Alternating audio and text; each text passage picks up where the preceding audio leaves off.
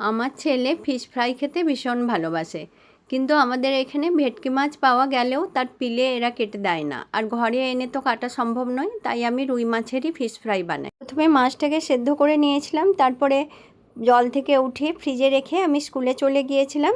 ফ্রিজে রেখে দিলে মাছটা একটু টাইট হয়ে যায় এবং এতে কাঁটাগুলো বেছে নেওয়ার সুবিধা হয়, মাছটা একটুও ভাঙবে না।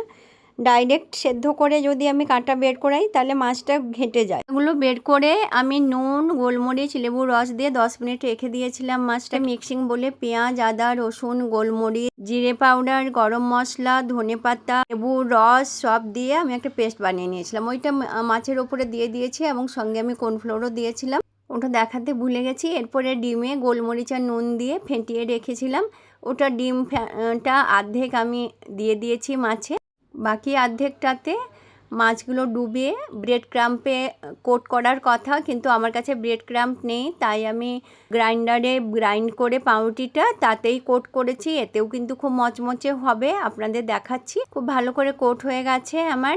এরপরে আমি তেলটা গরম করে ছেড়ে দিয়েছি।